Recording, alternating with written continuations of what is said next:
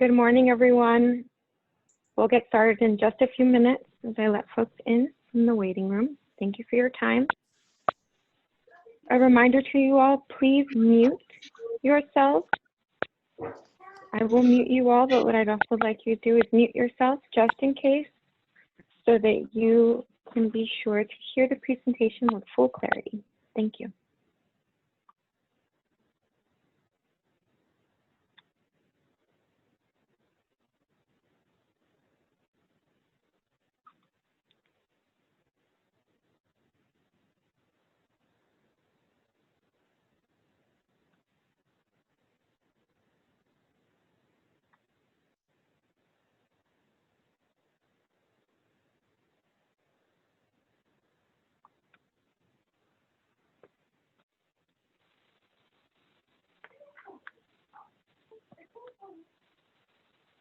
We'll get started in just another minute.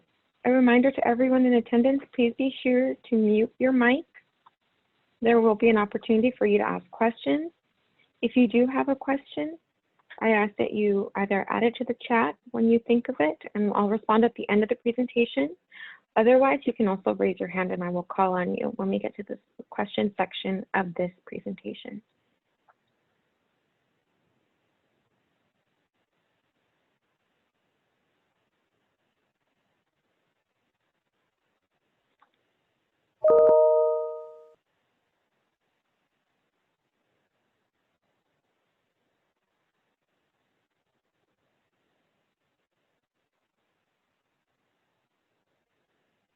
Okay, and with that, good morning.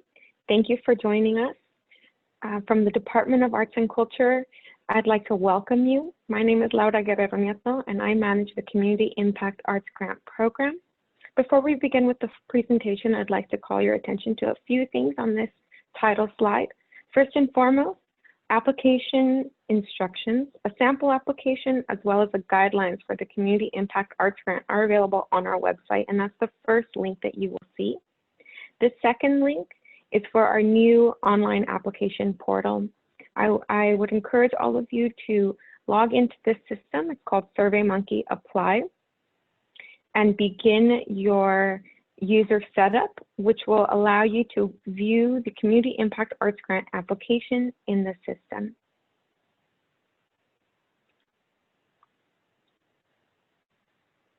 Next, I would like to welcome you with a short video by Supervisor Catherine Barger, Chair of the LA County Board of Supervisors. I'm Los Angeles County Supervisor Catherine Barger, Chair of the Board of Supervisors and a proud representative and resident of the 5th District. I am thrilled to host this workshop to provide support for our arts organizations and nonprofits as they pursue grants. These funding opportunities have, for many years, expanded the reach of arts programs and enabled greater access to arts programming for communities across Los Angeles County. Although this session today might look and feel a little bit different than our workshops have in the past, there has never been a more critical role for our art organizations. Self-expression can be healing force, and art can help diminish the feelings of anxiety or grief during a time like this. Careers in the creative economy are opening new doors for people who might be struggling with economic uncertainties. Although every jurisdiction is facing difficult decisions about how to continue to provide services as they navigate budgetary curtailments, we must keep our arts organizations and nonprofits strong. I hope this workshop helps bolster the important work you do in our communities. The Organizational Grant Program and the Community Impact Grants have had an incredible impact. Each fall, to bring the arts to residents, hundreds of organizations apply to either one of these programs to secure funding for crucial arts programming. Normally, these workshops take place throughout the region, but the Department of Arts and Cultural staff have adjusted to format due to COVID-19. We're pleased to continue and connect with you virtually to provide the information you need to successfully complete an application. We know how important this funding is for your organizations, especially when many of you have had to make tough decisions and recalibrate your operations and your programming. The Organizational Grant Program supports more than 425 nonprofit organizations through 2-year grants totaling $8.6 million to diverse and inclusive arts nonprofits. The Community Impact Grant supports arts programming at more than 60 nonprofit social justice and social service organizations and municipal departments through one-year grants totaling $750,000. Funding goes to amazing efforts, including our after-school instruction for students, virtual performances, which we hope will be in person very soon, and support for vulnerable populations through social services. Especially now, we must prioritize programs that serve the best interest of our communities. I am so thankful we can provide funding to incredible nonprofit organizations during this critical time. With that, I am pleased to introduce the Arts and Cultural Grants Managers who will guide you through the application process. They are here to answer all of your questions and your concerns. Best wishes on your application. Thank you so much to Supervisor Barger, Chair of the Board of Supervisors, and also to her amazing staff who wanted to make the effort to be here with you, to welcome you to the 2021-2022 grant cycle for the Community Impact Arts Grant application. So let's get started. For those of you who are new to working with the Department of Arts and Culture, welcome. We are excited to be in partnership with you and hope to be able to support your arts and culture programming to serve the County of Los Angeles. The Department of Arts and Culture just completed its inaugural year, and our mission is to advance arts, culture, and creativity throughout Los Angeles County. We envision a region in which arts and culture and creativity are integral to every aspect of civic life for all people and communities, and your work is essential to making that happen. The goal of the Community Impact Arts Grant Program, which I will refer to moving forward as CIAG, and you will notice that acronym on all materials that we put forward, is to recognize and support the complex arts ecology of LA County by increasing access and strengthening the quality of arts programming wherever it happens. And we know that it's happening in so many places. And again, could not do any of this work without you all.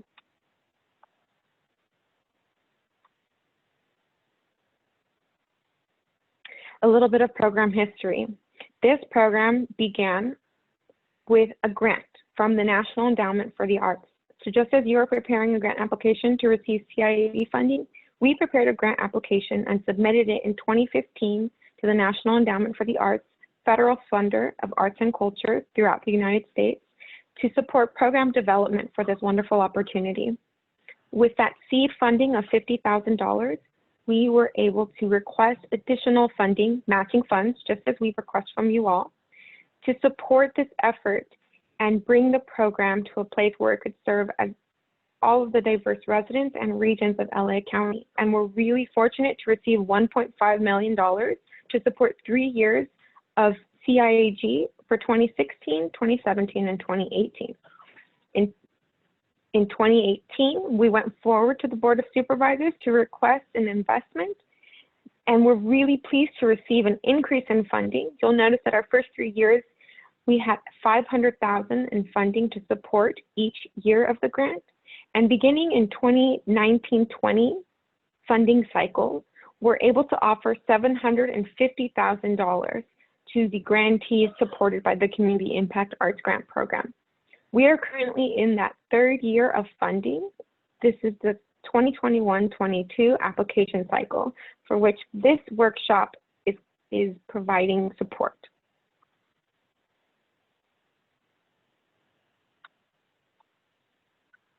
An overview of what CIAG seeks to accomplish. Our intention in providing financial support is really to highlight the exemplary arts projects that are happening in nonprofit organizations and municipalities whose mission is not primarily in the arts, meaning outside of the arts. You see 2 images in front of you with longtime grantees, Community Coalition, and also Woodcraft Rangers. These are some of the types of projects that we have supported in the past and continue to support this year, the 2020-21 grant cycle. A little bit of background details. Should you be awarded a grant for this program, we provide support for project-based funding, not operational support. The requests that you can put forward in the application range from $5,000 to $20,000. And we will just remind you that the final grant award may often be less than this. And so we encourage you to apply for the maximum possible. This funding supports 1 year reimbursable grant opportunities and requires a 1-to-1 dollar-for-dollar match in funds. What this means, and I will go over this more later, is that this funding must be spent and matching funds spent before you can request your grant funding from the Department of Arts and Culture. And a brief note here that your funding match cannot be made with any other Department of Arts and Culture grant funding. A couple of examples of some really wonderful projects that we currently support. Little Tokyo Service Center is an amazing organization that provides strategy for community building and engagement and utilizes the arts to support those efforts. CIAG is supporting the Plus Lab Artist Residency Program that was developed to build partnerships between artists and community members and address issues of self-determination and anti-gentrification. You'll see in this image that an artist, Suzu Attar, is leading a community workshop. And I will say that although the work of so many of you and this organization in particular has shifted because of COVID-19, the kind of engagement that you all are doing continues to be extremely thoughtful. And Little Tokyo Service Center has continued to do community engagement efforts, specifically around COVID-19, through this artist residency program to serve Little Tokyo residents and surrounding communities. The second image you see is from Vista Del Mar Child and Family Services. And you'll notice that in this image, participants' faces are blurred. I wanted to bring this to your attention because it is extremely important that we see engagement in the kinds of artistic samples and images that you put forward in your application. But we always want to be respectful of the communities and constituents we serve, and we respect their privacy. And so you'll notice that this image has protected the privacy of the participants that are in the after-school therapeutic music program, which is a complement to other services that are being provided through the residential facilities and intensive treatment that Vista Del Mar offers.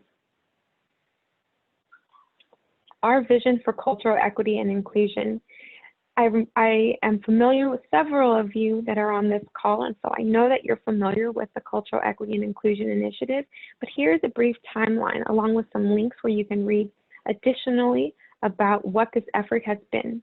Cultural Equity and Inclusion, or as I will refer to it, CEII, is a wonderful measure and initiative that was put forward through a motion again in 2015 that placed the opportunity for the Arts Commission, which the Department of Arts and Culture was formerly known as, to engage communities throughout the County of Los Angeles in investigating the ways in which cultural equity and inclusion, diversity, and access were present or missing from some of the arts and cultural opportunities that currently existed.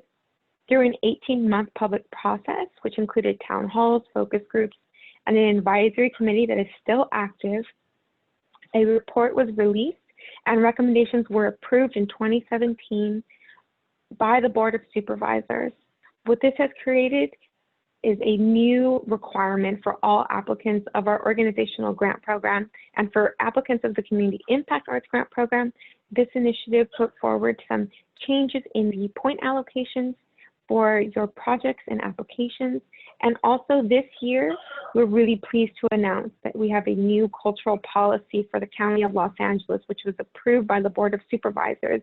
And just a month ago, an anti-racism policy agenda was also approved by the board. What does all of this mean for you, and why is it important to mention?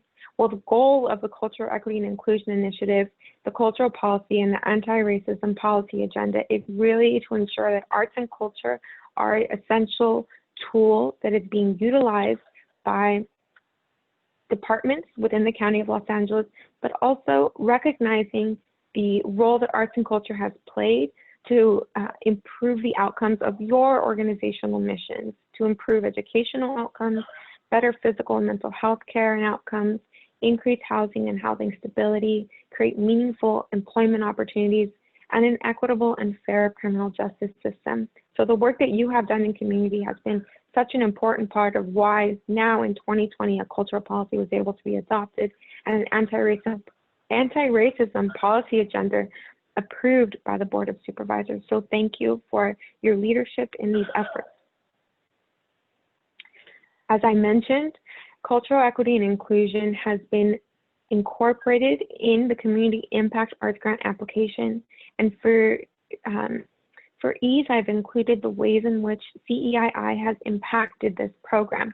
Specifically, you'll notice that in the review criteria, an additional 5 points was moved from artistic merit to knowledge of target constituents and needs. This is in recognition of the commitment to engagement and responsiveness that so many organizations, including your organizations, have to ensuring that any arts and culture programming is being informed by your community. And so there's an additional application question as well that asks you to describe how you, the applicant organization, are addressing and taking steps to integrate and reflect the values of cultural equity and inclusion in your work. We also ask that you provide specific examples that are highlighting these efforts made in the last 2 years, and these are both internal and external efforts. And so many of you are doing this work exceptionally well, so this is an opportunity to just highlight the work that you're doing so well and to give you a moment to shine, and also to inform us, the county and the Department of Arts and Culture, of new ideas in ways that we can also seek to improve our integration and reflection of these values. I wanted to include this slide to give you a better sense of how the review criteria will be used to evaluate your proposal. And so you'll see in each of the review criteria the inclusion of the points that are allocated and also the inclusion of the various elements that are used to evaluate your application. This presentation will be available as a recording and also as a PowerPoint on our website for you to access at a later date. A quick shout out to a grantee of ours, Los Angeles LGBT Center. They provided the image you're seeing, which is a beautiful mural that was an engagement opportunity with LGBTQIA+ youth, and definitely a shining moment for Community Impact Arts Grant and the funding it supports to support access to high quality arts and culture engagement opportunities. All right, now to nuts and bolts. How does your funding get calculated once you all successfully submit an application to our program and move forward through the panel review process? You will go through the process of also, which is internal to us, determining how much you will ultimately receive. And so let's say that you have requested $20,000, and in the review of your application, the 5 panel reviewers average score for your application was 97. That would mean that you are eligible to receive $19,400 based on your request of $20,000 multiplied by your score of 97. Now, in an ideal world, we would be able to fund your full request amount, but we have limited funds, which are still significant. And so the way that we've been able to calculate how much you will actually receive is that we reduce the total fundable request amount equitably for all applicants who are eligible to receive funding. That eligibility to receive funding is determined by a cutoff score that is set every year by our arts commissioners. And you'll see on the screen the past 3 years cutoff scores, which have ranged from 84, 76, and most recently to 70. In this year, I'm very excited to announce that we have funded the most number of social service and social justice nonprofits that we ever had in the history of the program, with a total of 64 grantees. And even so, 64 grantees were able to receive 71% of their request amount. Who are these panelists and why? It's important that you know who they are. Panelists are community members just like yourself. They're individuals who are supporting arts and culture nonprofit organizations, or individuals who are supporting social service and social justice nonprofits. They are artists, they are educators, they are healing arts practitioners. they're also public and social service providers. And we've even had individuals from the County of Los Angeles, specifically the Department of Public and Social Services, participate in the panel review process. Now, why is this important? Because when submitting an application and preparing an application, you should really think about what would an individual like yourself be looking for?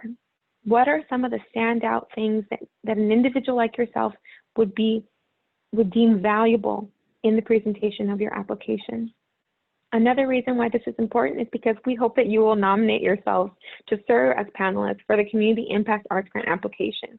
You can also nominate yourself to serve as a panel representative for the Organizational Grant Program, which supports arts nonprofit organizations with operational funding to support their work and mission. And the link is provided below. I hope you'll share it with your colleagues as well, and I'll include it in the follow-up email to this presentation for you so that you can nominate.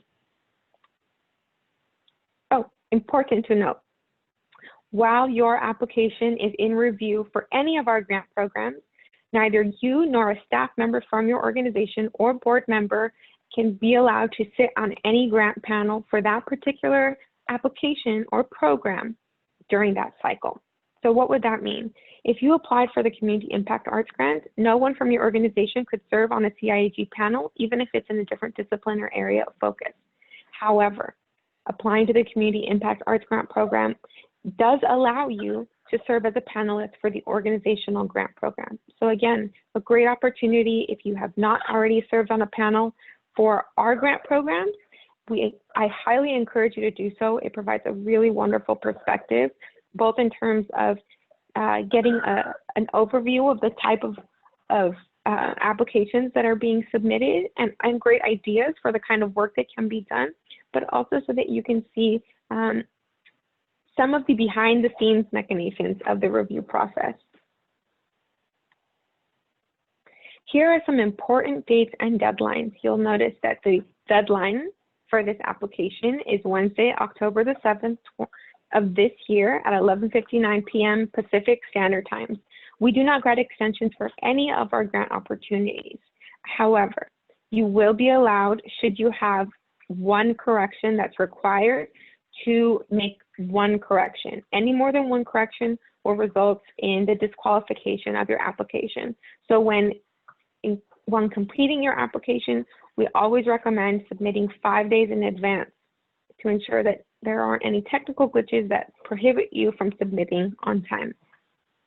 Just an overview of the timeline overall, you'll note that in the winter months, we go through the auditing process of the application in early winter of 2020-21. So that's February, December, January, February, March. We are in the panel review stage of the application. And then as we move into the spring months, the application and all recommendations for funding go forward to the Arts Commission for review and grant approval. This is also when the cutoff score is established. It's when the amount of allocated funding for each grantee is approved, and then it moves forward for final approval by the Board of Supervisors in July. Now, why is this important? There's a long stretch of time between when you submit the application in October to when you would receive notification of whether or not you've been approved for grant funding. So I want you just to remember this timeline. And if helpful, place the reminder about notifications for when grant approvals will be announced in July for yourself so that you're aware of when you can anticipate hearing from us. There may be times where we do reach out to you between October and July, specifically if there's an application correction that needs to take place or any other sort of information that we require of you. And so because of the timeline, we ask that any submitted artistic documentation or samples that you provide in the application remain viewable through July 2021. This is really important because just as we review your artistic samples and application materials, we also provide the opportunity for arts commissioners and the Board of Supervisors and their staff to review your application materials as well.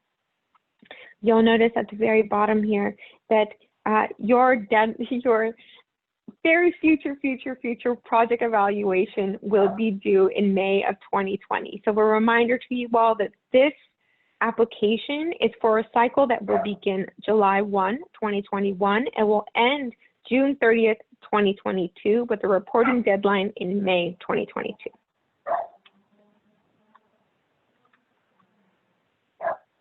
All right, now let's get into eligibility requirements. Just a reminder that you, as the applicant, must meet all eligibility requirements in order for your proposal to be reviewed in the panel process. So I encourage you to please review the CIAG guidelines thoroughly. I will also be including in the follow-up email for this presentation a link to the application instructions, which are your go-to guide when completing the user setup in the new SurveyMonkey Apply system, and also provide an overview of the application and how best to complete it. We also have a sample application on our website that you can reference prior to entering the SurveyMonkey Apply portal, so I encourage you to do that as well. There are two types of eligibility that I will review and that you must meet in order to move forward to panel. The first is organizational eligibility, and then I'll go through what types of eligible projects we have. First and foremost, in order to be eligible for this funding opportunity, your primary mission must be to provide services other than arts programming. And we determine that based on the amount of your budget going to support arts programming. So for example, if 51% of your programming budget, your overall organizational budget, is going to arts programming, then I would say you're eligible for the organizational grant program. However, if 51% is going to social service work, immigration work, homeless work, to any environmental work, any other sector outside of arts and culture, then you are definitely eligible for the Community Impact Arts Grant. We also require that you be a 501c3 tax-exempt nonprofit organization or a municipality. A note here that fiscal sponsors are eligible to apply for multiple projects. And so if you are a fiscal sponsor, I would just ask that you get in touch with me so we can talk through how that application process will occur in the system. We also have a minimum budget requirement of $25,000. This is both for 501c3 nonprofits and for the fiscally sponsored project itself. Your principal offices must be located in Los Angeles County. We review principal offices as they're stated on your 990. So if your 990 states something of an address other than Los Angeles County, please be aware that that would be a reason for you to be disqualified from this funding opportunity. We also require that you have a functioning board of directors and that they meet regularly, and that at least 51% of your board reside in California. The board of directors section of the application requires that you complete information about the city and state where each board member is a resident. And so please be sure to include that information, as not including that or including information that doesn't meet this requirement would also be a reason for disqualification. Another important area of eligibility is that you have had at least 2 consecutive years of arts and culture-based programming services or activities in Los Angeles County. That would be within 2008 through 2020, excuse me. And so what that totals to is 4 in each year for a total of 8 activities. This is a really, really important point. Do an evaluation now. In addition to ensuring these other important elements, evaluate right now whether your current programming, engagement, outreach activities have included arts and culture elements. Count them out and see whether or not that totals to 8.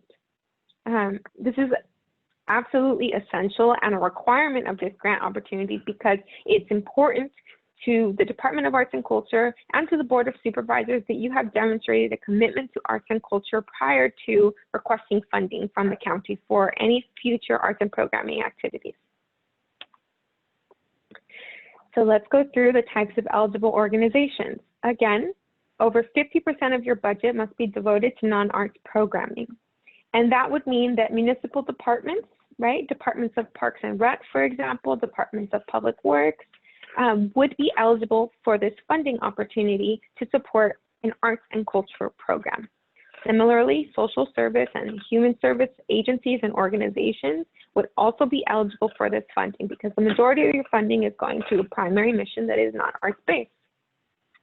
Also, religious organizations who are providing services to the broader Los Angeles County community and are not religious in purpose are also eligible to request support for arts and culture programming. If you have any questions about sort of budgets or how best to provide this information to meet our requirements, please feel free to email the Community Impact Arts Grant Program and I will respond, or you can also request office hours with me and I'll share my Calendly link at the very end of this presentation.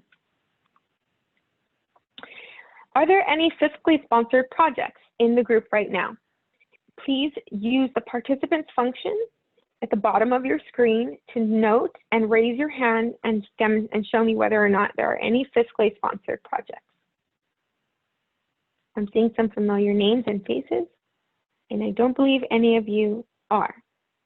But in the interest of future participants to this workshop, I will review these requirements with you.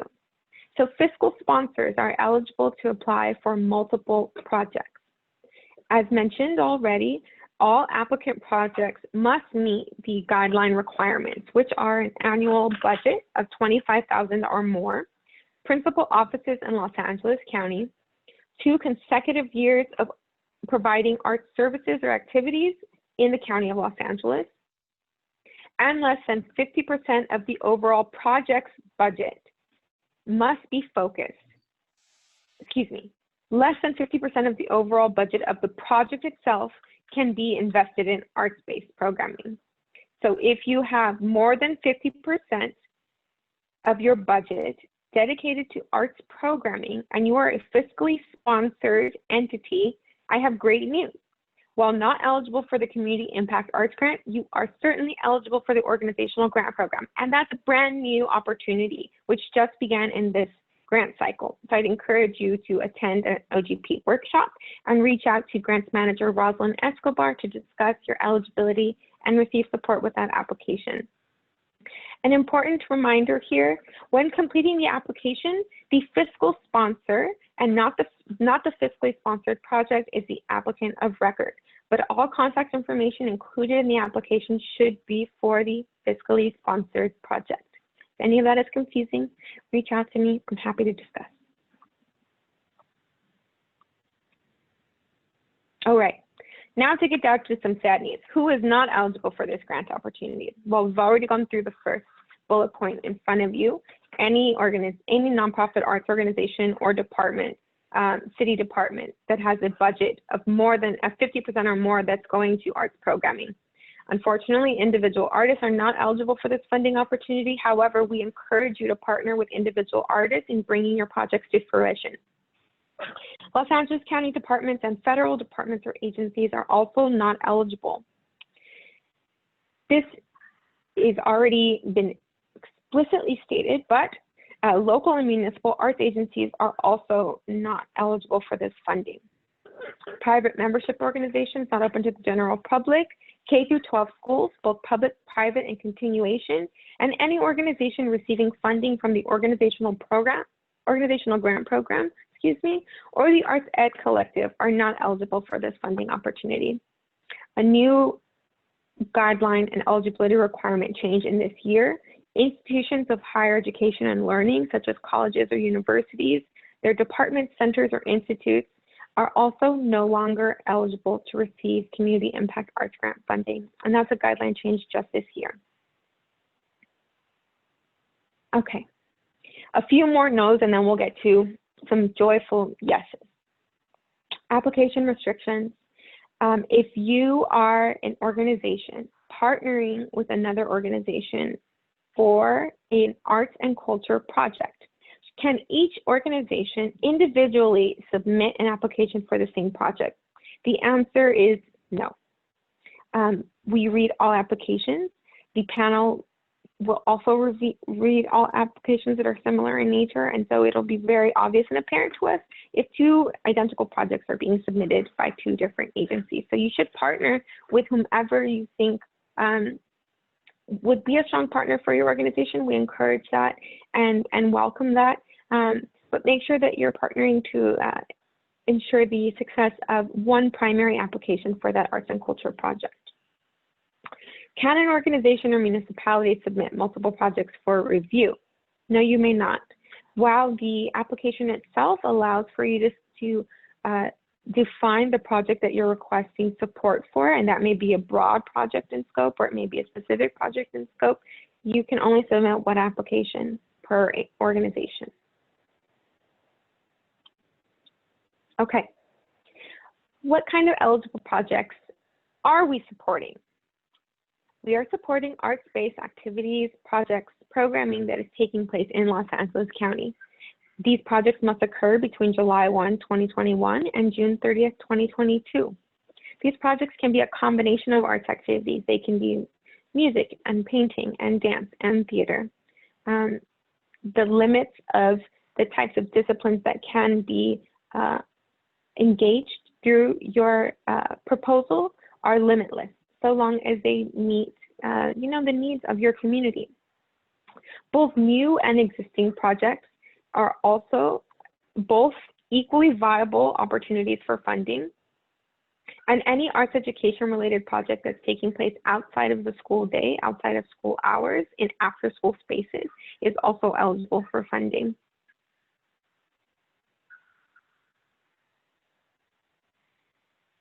Oops. Just a second, folks. I got popped out. So while I'm getting us back into the workshop presentation, are there any questions? Feel free to unmute yourself and I'll take 2 to 3 questions now.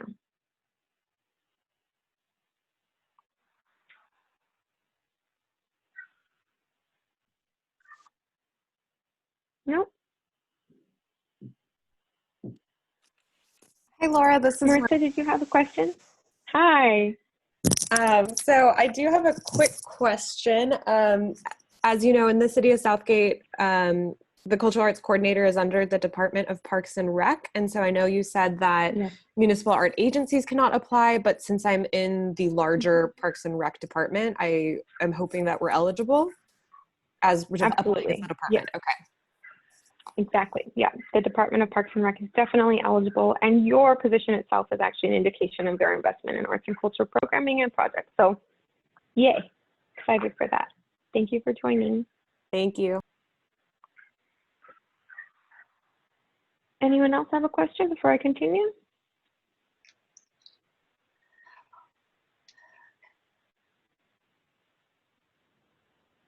No? Okay. Let's move on. Other types of eligible projects. Any sort of arts education related projects that are taking place outside of the school hours. So if it's happening over the weekend, for example, and it's maybe some of the activities supported by a school district and it's happening maybe on the campus site, very socially distanced, that would still be eligible for funding. It just needs to take place outside of the school hours, which during this time, I think what we're really interested and curious to learn is how your agencies are partnering, right, to bring meaningful arts and culture programming projects, activities to communities in a time of social distancing, in a time of working from home and learning from home. And so I also welcome you to be really innovative in the approaches that you're taking, and know that we will be listening and reading to your projects and proposals for insights about how we can continue to also provide services in arts and culture to the broader Los Angeles community in a time of COVID. One of the things that's really wonderful about this funding opportunity is that we're really looking to support cross-sector initiatives that are coming forth from departments and agencies and nonprofit organizations throughout the county of Los Angeles. And so really look to you all for greater insight into the types of cross-sector work that's taking place throughout the county. A few more examples of an eligible projects, just to highlight that anything that's taking place outside of Los Angeles County is not eligible. Also, travel outside of Los Angeles County is not eligible for funding. Purchasing of any major equipment, land, buildings, obviously any sort of capital expenditures are not eligible for funding. Hospitality and food costs, as well as any projects that are religious or evangelical in purpose, targeting a specific church, temple, synagogue membership, also not eligible for funding. All right, I'm going to take this moment to get us ready for the next section of this application workshop, which is an overview of the new portal. This year, we have migrated from the Fluid Review system, which many of you are familiar with, to the SurveyMonkey Apply system. So I'm going to walk you through now how to complete an application in the SurveyMonkey Apply system. You should also be aware that there is an online tutorial that is currently on our website, which walks you through the process of signing up for the SurveyMonkey Apply website and walks you through the steps of completing the user profile and user eligibility setup. All right. A few things to remember before you get to this website is please create a user profile for your organization and not an individual. Please save your email and password as a contact that you can easily access and share if you're working with multiple individuals on this application. We encourage you to draft all application responses in a Word document and then copy and paste your responses into the system to avoid losing any of your work. And again, that you submit 5 days prior to the deadline to allow both myself and also SurveyMonkey Apply tech support to support you in resolving any technical issues before the deadline. And just a reminder that all application materials must be submitted through the SurveyMonkey Apply website. Alrighty, here is what the new SurveyMonkey Apply website looks like. If you have an account in Fluid Review, then you would go to the login section. But if you're a brand new user, you've never used Fluid Review, and you've never applied for any sort of funding opportunity or created any sort of account on the Fluid Review system, then you would click the green register button to create a new account. Again, only one account per organization. Your account information and login information can be shared. And so please feel free to engage others in your organization in completing the application by sharing that with them. If you already had an account in Fluid Review, that account was automatically migrated over to the SurveyMonkey Apply system, and you can use your email address and existing password to log into the system. You'll have to complete the user setup just like a new registrant, but you already have access based on your prior application with us. If you're having any sort of issues remembering your password for the Fluid Review system, if you need any assistance sort of navigating this site at all, or if there's something that's just really not working for you, I encourage you to reach out to SurveyMonkey Apply directly. Their tech support team is fantastic and does a great job of responding really quickly. And one of the things that I love about them is that whenever you bring an issue to their attention, they make changes to the website that facilitates all other users having a better experience. And so if you run into anything, I highly encourage you to reach out to them to submit a ticket or read some of the FAQs that they have available, just so you can get a better sense and feel more comfortable navigating this new website. And I've included here the password reset link. All you have to do is type in the email address that you have an account with in Fluid Review, and a password reset will be sent to that email address, and then you'll be allowed to create a new password and get into the website. So again, here's the new SurveyMonkey Apply website. Bookmark this, put it in your notes, memorize it, just make sure that this is where you're submitting all of your CIAG application materials. There actually is no live application in Fluid Review, so if you attempted to do anything there, you wouldn't get very far. But I just want to make sure and reiterate that everyone knows we have a new grant platform. All right, once you log into the system and you go through the user setup, both for your profile and for your eligibility, you will be able to access the application. The way that you access the application is through a series of checks that are included in the eligibility section of this website, which require that you be an organization to access the Community Impact Arts Grant application. And you'll see here it says organizations can apply. If you have not created an account as an organization, or if you have not affiliated, connected your individual account to an organization, you will not see this program on any of the SurveyMonkey Apply website. And so you'll know that you have successfully completed all steps for the user setup and profile when you can see this under the Programs tab. And once this shows up for you, you would select More, and then that will pop up a new window for you, which would provide a little more information about our program, the deadlines, and who can apply. And you click that Apply button, and you'll get into the application. Once you hit Apply, this is what you'll see.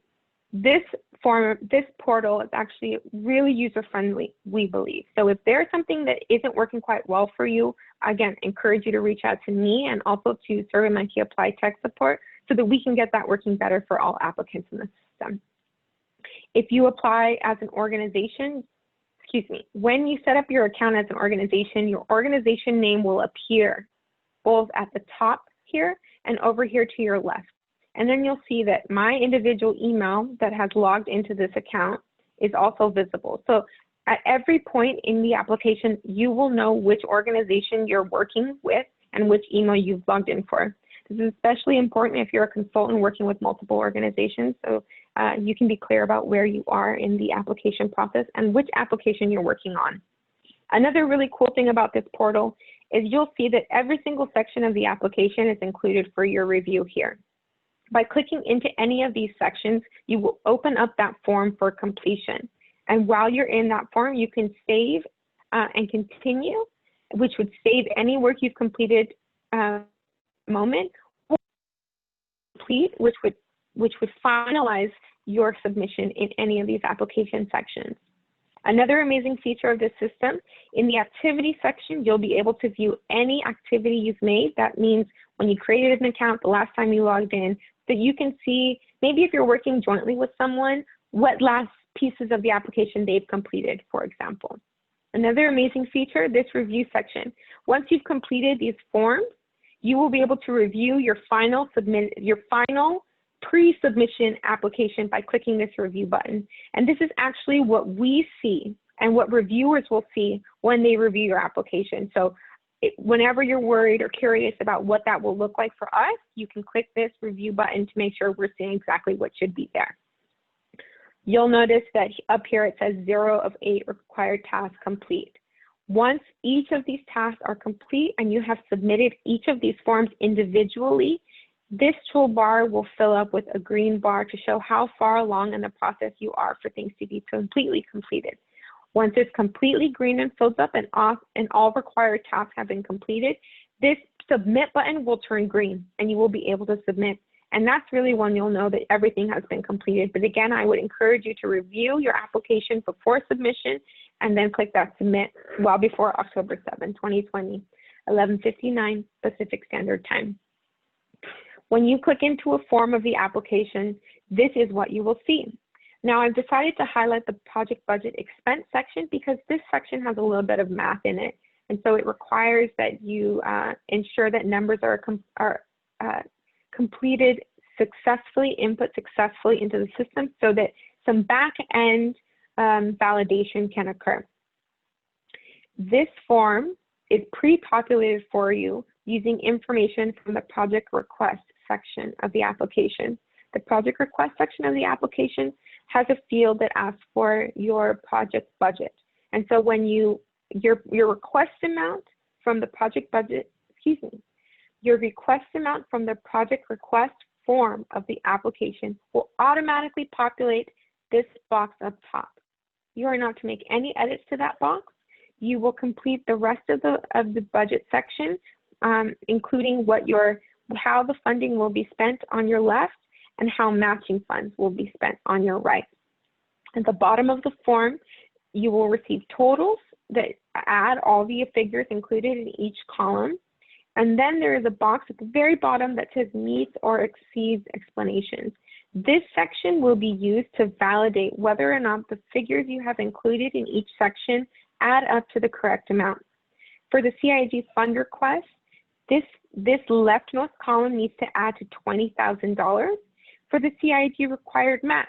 It must equal $20,000 or be greater than.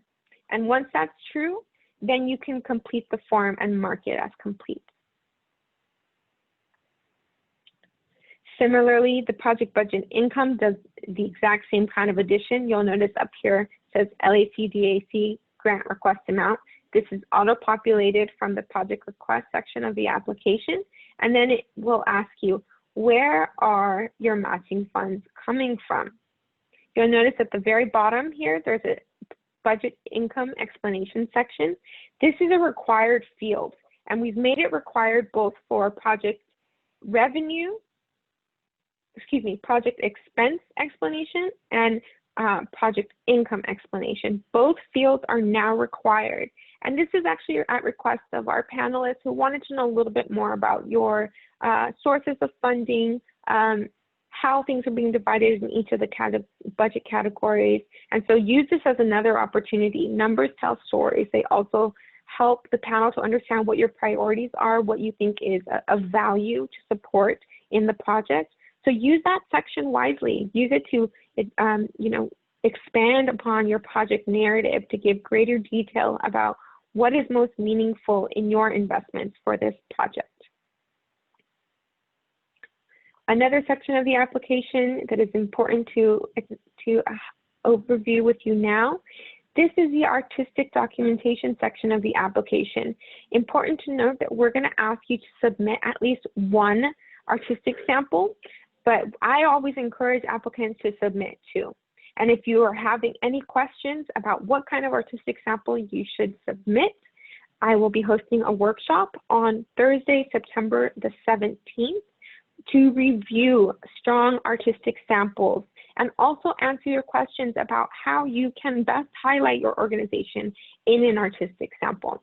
You'll notice that there were images throughout this presentation. Those are all images I've taken from artistic samples that were submitted by applicant organizations who are now our grantees. Okay. Another really important section of the application is how you're describing your community and constituents. Now, the County of Los Angeles is a very, very large area, and while we all do our best to support all of the county, the reality is that capacity and resources are sometimes limited. And so it is important that you recognize the communities that you are targeting. And you can do that in a variety of ways, as I've outlined here. The first would be geographically, by noting the zip codes that you're serving, or maybe they have neighborhood names, Leimert Park, Boyle Heights, Whittier. Those are all cities or neighborhoods and can also help the panel to better understand that you know your constituency and that you have deep and meaningful relationships with them. Another important way to note a deep understanding of your community is through a description of their demographics. This would include race, gender, sexual orientation, age, any sort of identifying characteristic that, again, demonstrates your deep knowledge, commitment to this community and relationship building, right, that you have done and cultivated in the past and will continue to do moving forward. You should also use cultural characteristics to describe your community. Are they Spanish speaking? Are they an immigrant community from Somalia? Economic characteristics, their income levels, whether or not they are at the federal poverty line, for example. Those are helpful ways that we can begin to understand who you serve. And then furthermore, going back to the ways in which community is informing your arts and culture programming and your organization's mission and programming overall, why you're serving this particular community. How are you using this information to understand their needs? Where might they be best be supported? How can you be a resource in furthering their community's self-determination, right?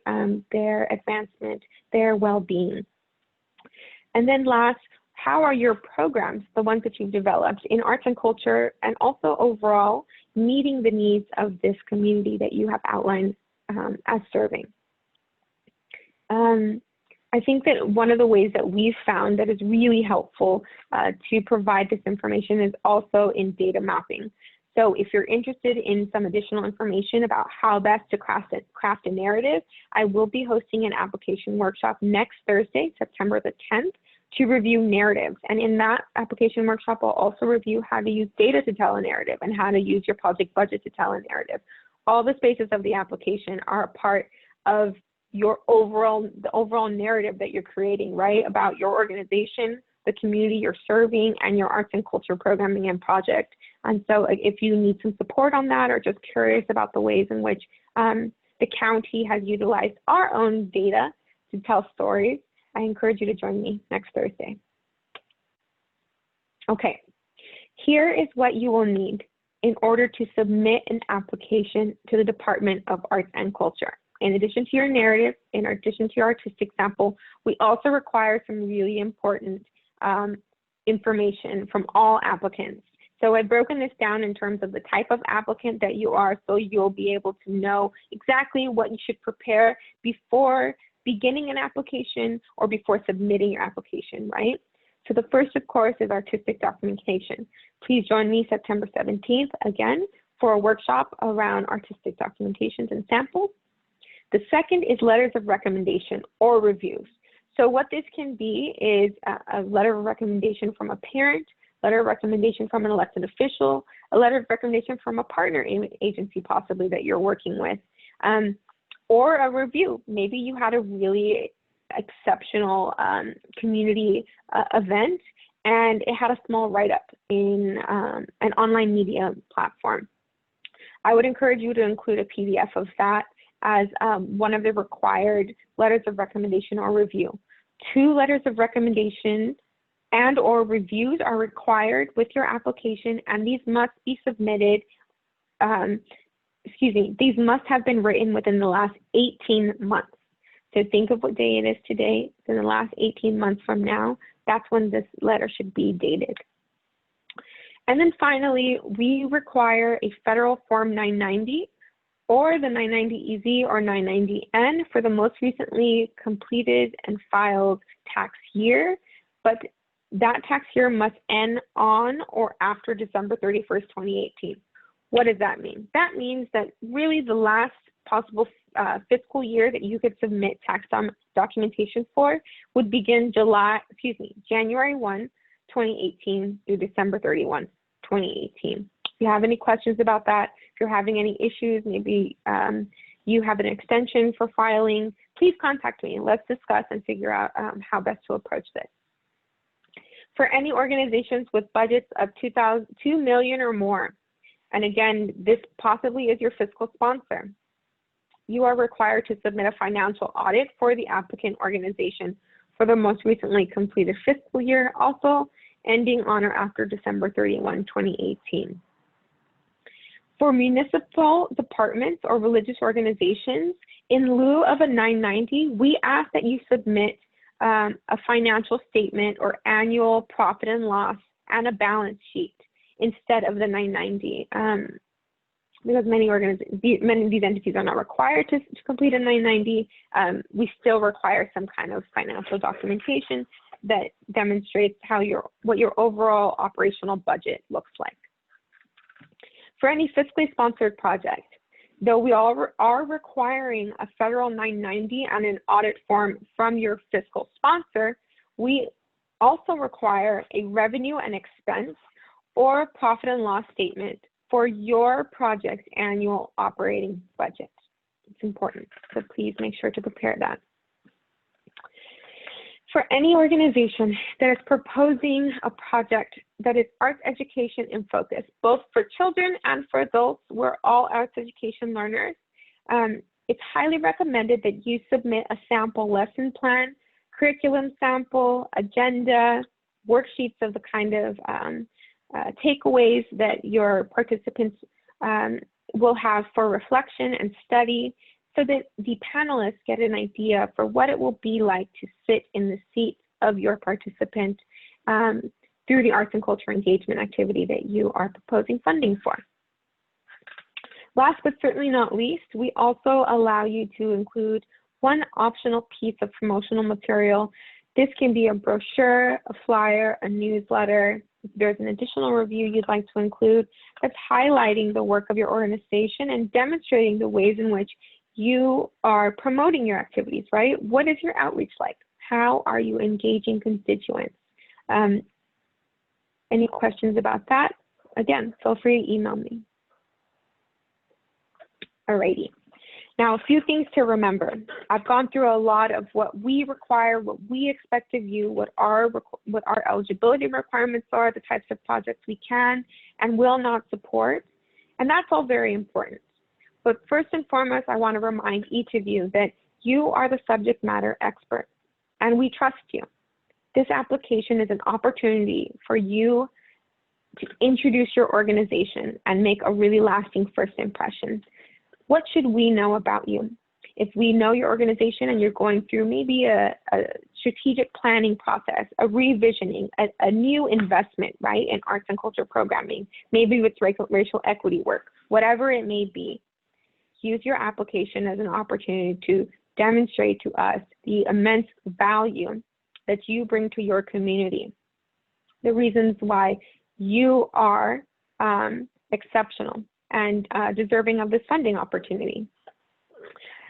This is also important to note because while panelists are very learned and well-informed in the arts and culture sector, nonprofit social service sector, and community members of all the communities that you serve, right, they are not specialists. And so whenever you are putting forward an idea, a concept, an acronym that is really specific to your field or sector, we ask that you define all terms, acronyms that are used so that the panelists, through the reading of your application, becomes better informed about the work that you're doing and is able to really begin to advocate possibly for it, right? And share about the work that you're doing with other members of their community and networks.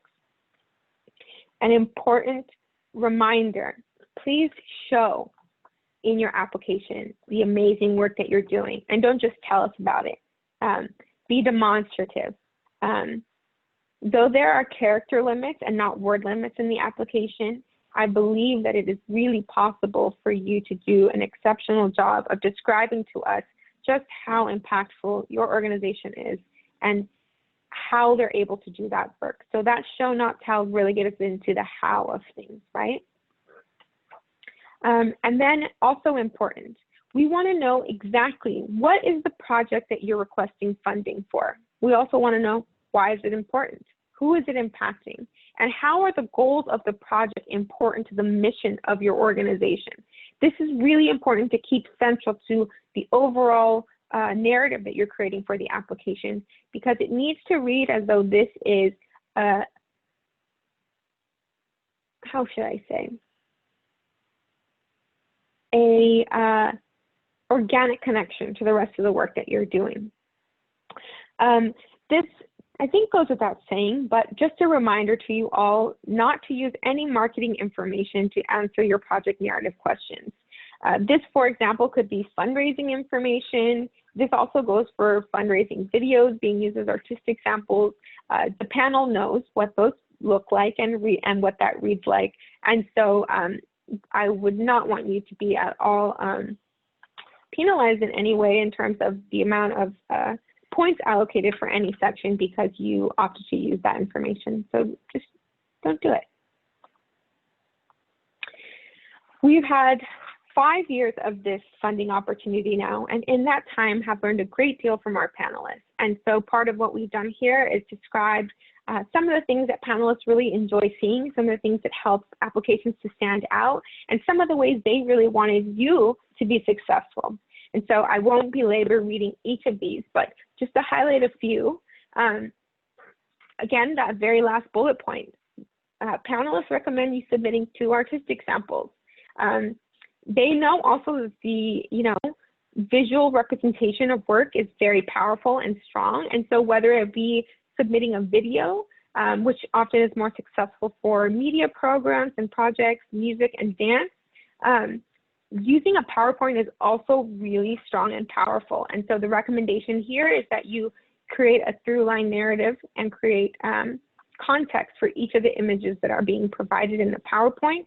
If you're supplying us with image documentation and not video documentation, please use a PowerPoint. Don't submit 2 individual photos. Use the maximum. You have 10 slides available, 1 image per slide. Even if the quality of what you're providing is not maybe what, I don't know, isn't marketing worthy, or, you know, highlight yourself to the best of your abilities. Continue to demonstrate to the panel the ways in which you're doing exemplary work and how this funding will support you in doing that even more strongly. Another area I'd like to emphasize here is the evaluation section. Many of your agencies are really adept at evaluating overall, right? Your constituency, you're responding to sector-specific parameters for evaluating success of projects and trainings and certifications. And so while all of that is very important and significant, and we value the investments you've made in that kind of evaluation, we ask that when you're completing the evaluation question in the application, that you respond specifically to the arts-based project, the proposal at hand. And so, for example, it's important that you outline questions that you are using to determine and evaluate project success. If you're going to do a survey, what questions are you asking in that survey, for example? Maybe submitting a sample survey would be a valuable addition to your artistic sample. Maybe it could be one of the images on one of your slides. Another way to determine success of a project, if you are working on a new project, you could say that you would be surveying participants and non-participants after the completion of the project, right? Let's say that this project has already taken place and you've already done surveying of participants. Maybe you're using those survey responses to inform future programming. You're being responsive, right? To the interests, needs, questions, concerns of folks who have gone through this with you already and have demonstrated a commitment to completing an arts program or project or activity with your agency. That's always really, really strong for an application, and the panel really appreciates when you include that information. All right, folks. Here we are at the very end of this application workshop. I want to thank you. I know that this was a lot of time spent me talking and you listening. And so we will run through 12:30 p.m. and I will unmute all of you in just a second. But before we get there, I want to remind you of a few things I've mentioned. We have 2 more application workshops. On September 10th from 2 to 3:30, I will host a narrative workshop, and that's September 17th, it should read. I will host a sample workshop, and you can sign up for those application workshops on our website. I am also hosting, in lieu of in-person office hours via phone and Zoom. If there's something you want to work on together, we can share screens. I can look at your application responses and provide feedback. I am not a reviewer in your application, but I've seen a lot of these applications now and would be happy to be a thought partner with you. So my office hours are Wednesdays from 2 to 4 and Fridays from 10 a.m. to 1 p.m. And you can sign up for office hours with me through the Calendly link that's on your screen. Something to note is that while Calendly is only allowing you to meet with me for 15 minutes, we can meet for more than that. Just send me an email, I'll block off a larger chunk of time. If you're a new applicant, I would encourage you to take advantage of all of these opportunities for additional support. And a reminder to you that I am always available by email, and my email can be quite long.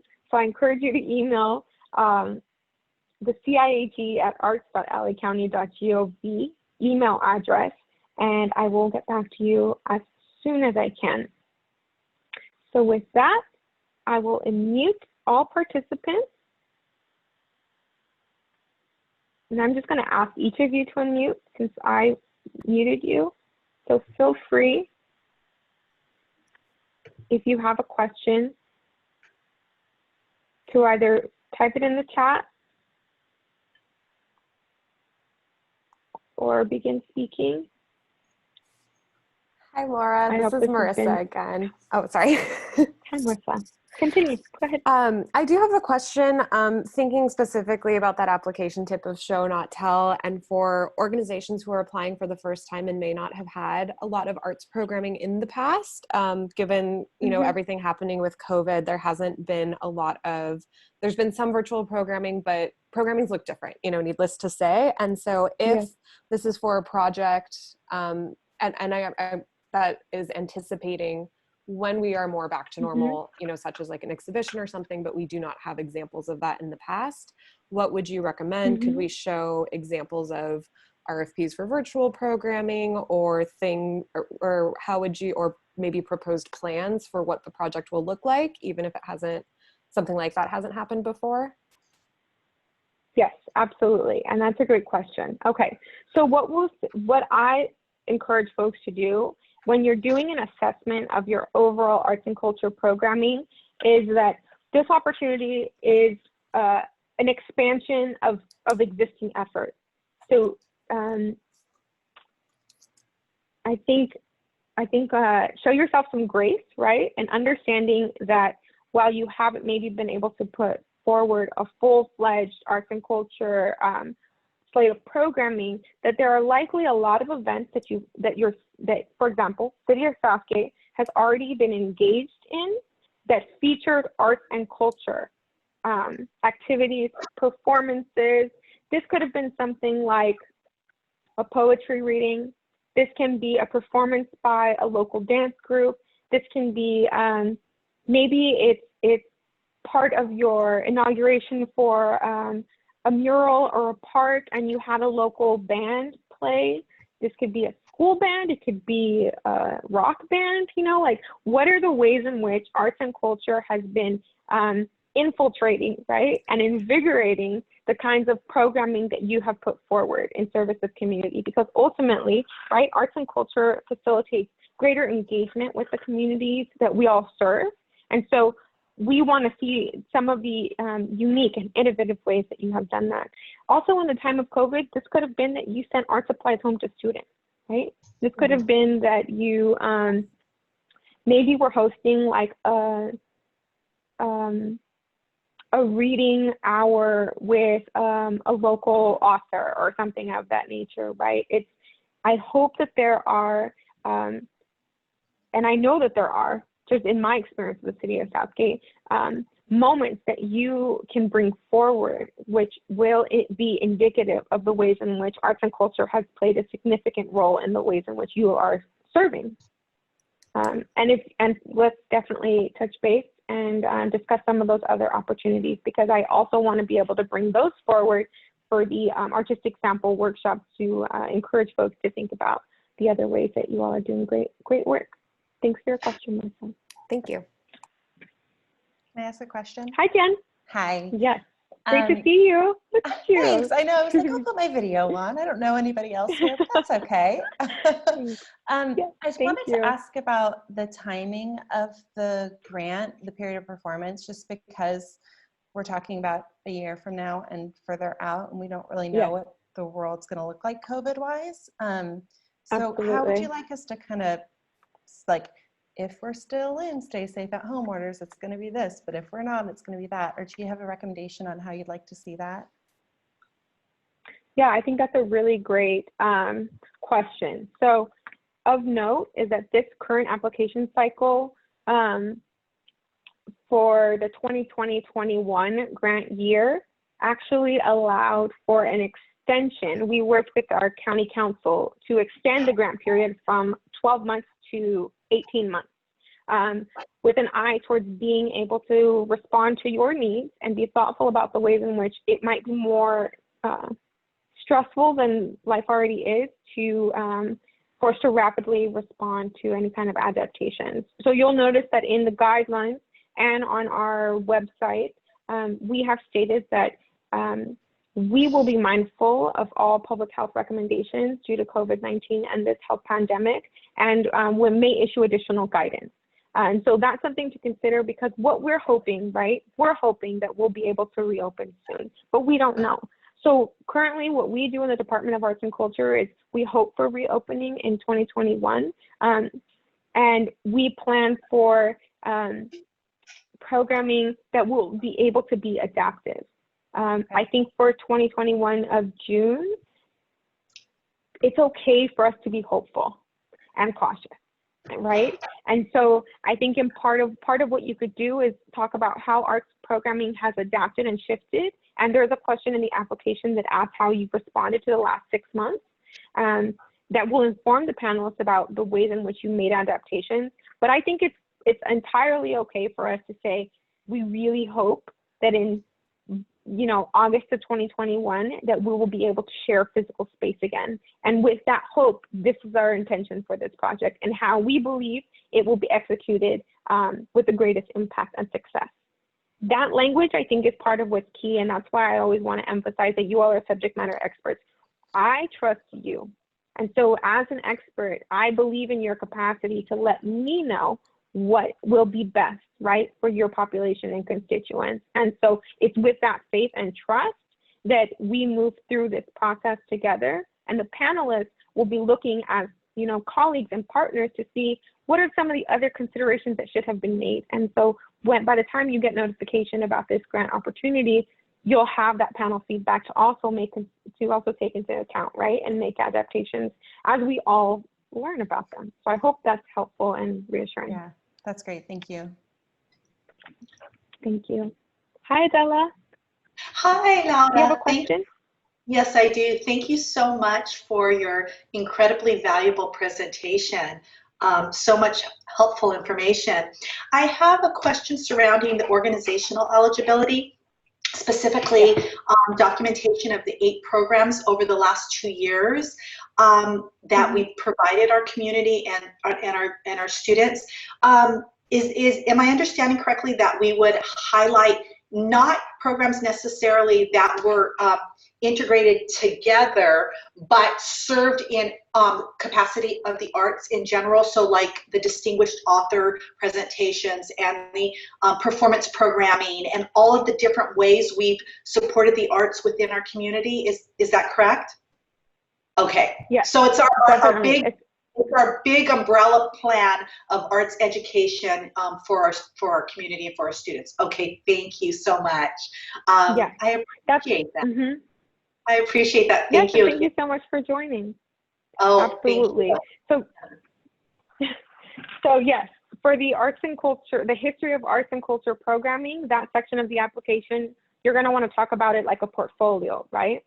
This is our arts and culture portfolio. This is how we have invested in arts and culture. Maybe you've been investing in it for 10 years, right? Maybe it's always been a part of, like, let's say you're working with former foster youth and it was always a part of the way that you supported therapeutic services. Well, it's important to acknowledge that it's been an investment of yours for 10 years. And over the past 2 years, these are the kinds of activities that we have supported, right? I think even there's amazing opportunities for engagement with incarcerated fathers that have happened through arts and culture activities with their children. And so even though maybe that's not a part of their everyday activities, it's something that has been an additional support, right? So we want to hear the thoughtfulness around why you've chosen these kinds of activities, how that is, again, in service of your broader mission and community. Hope that's helpful. Very extremely helpful. Thank you so much. Great. Thank you, Adela. All right. We have 12 more minutes. Are there any other questions? I'm going to check the chat and see if there's anything there. I have a question. Hi. Hi, I'm Jenny from Koreatown Youth and Community Center. I have a question on Amazing, Jenny. on Thank you for being here. eligibility. The similar question to the last one about the number of I think it was the number of arts-based programming. Do they have to be in the same discipline that we're applying for? No, absolutely not. Okay, but any and all disciplines. A compilation of everything is fine. Would you say that the artistic samples, though, should be in the same discipline that we're applying in? Not necessarily, but I think that what is important for you to do is talk about in the narrative section of the application how prior arts and culture programming has informed where you're moving, right? Where did this idea come from, and how is it responsive to your community? Okay.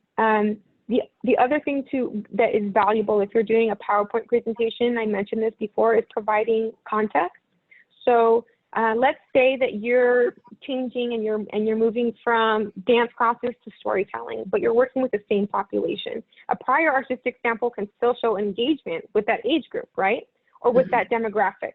Or so there's opportunity to demonstrate success through your artistic samples while not displaying a particular discipline that's exactly where you were before. I think what I personally enjoy viewing is the evolution of your arts and culture programming and hearing how you made choices, right? You're making smart choices.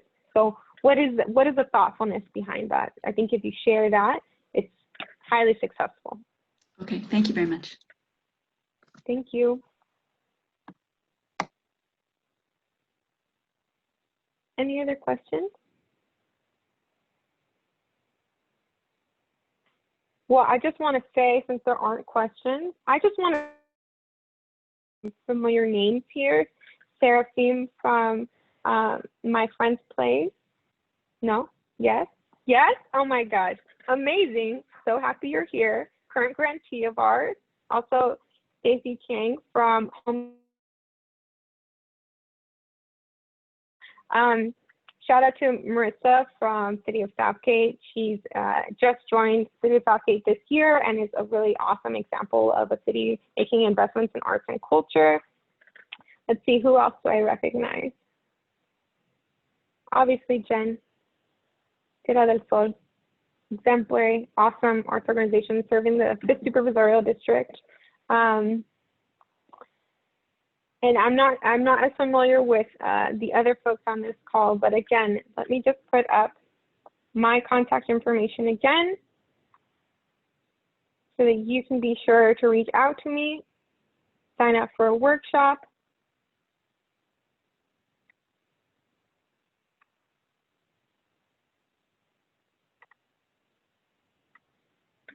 I want to share that all of your work and this program is such an important indication of the County Board of Supervisors' respect for the work that you all do, appreciation for your commitment, and the value of each of the communities that you're serving. And so on behalf of the Department of Arts and Culture, Los Angeles County, and our Board of Supervisors, please share with your communities, your colleagues, your constituents, how much we value all of you, especially right now, especially while there are so many other things, right, that are in need of our care and attention, that you're willing to spend an hour and a half of time with us to review an application for possible funding to support arts and cultural activities in your communities and for your constituents means so much. And so for anything you might need moving forward, please contact me via email, sign up for some office hours, let me know how I can be a support to you. And always, always share this opportunity, please, on our behalf with any of your colleagues, friends, your network. We want to make sure that we can support you as much as we can during this time, and just continue to acknowledge how much we value you. So with that, I'm going to end this presentation, and thank you again so much for your time. Please join me next Thursday, September the 10th from 2 to 3:30 p.m. for a narrative workshop. We'll go over the application narrative and how you can use data and your budget to expand upon your values and the investments you'll be making in arts and culture. And then on the following Thursday, September the 17th from 10 to 11:30 a.m. for a workshop about the samples that you'll be providing, specifically artistic samples. If you have any questions, submit them prior and I'll address them in my development for that application workshop. And with that, 5 minutes to spare, sending you all lots of care during this time. I hope you have a wonderful rest of your day, and I look forward to speaking with all of you or seeing you sometime soon. Thanks, everyone.